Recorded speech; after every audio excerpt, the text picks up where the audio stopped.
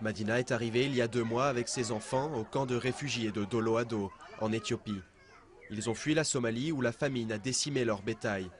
Malgré les distributions de nourriture au centre de transit, les enfants sont en mauvaise santé. Mon fils tombe malade tous les 2-3 jours et ne mange pas beaucoup. Il vomit et il a la diarrhée. Il ne mange pas bien et ici, il n'y a pas de lait, pas de sucre. Les familles ne sont censées rester qu'une semaine au centre de transit de Dolo-Ado pour être ensuite orientées vers un camp plus permanent. Mais la construction d'un de ces camps a pris beaucoup de retard et certaines familles sont restées bloquées ici jusqu'à 3 mois.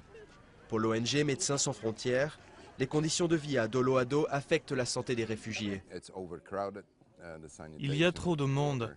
L'eau, la nourriture et les conditions sanitaires ne conviennent pas et affectent la population. Les problèmes ne s'arrêtent pourtant pas au centre de transit.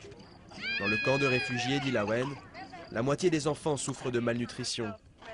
L'aide alimentaire distribuée aux familles, pourtant riche en nutriments, est souvent revendue pour acheter d'autres nécessités. Je vends la nourriture pour acheter des chaussures et des habits. Je ne travaille pas, donc je vends pour acheter de la viande et du lait pour les enfants. Les Nations Unies mènent actuellement une enquête pour tenter d'enrayer l'augmentation des cas de malnutrition infantile dans les camps de réfugiés. Elles encouragent aussi les familles à garder la nourriture qui leur est distribuée.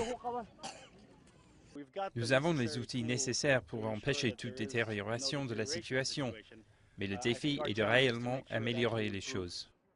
Les ressources sont peut-être suffisantes pour l'instant, mais changer les habitudes des réfugiés ne sera pas facile. L'arrivée quotidienne de centaines de personnes fuyant la guerre en Somalie risque d'empirer une situation déjà très difficile.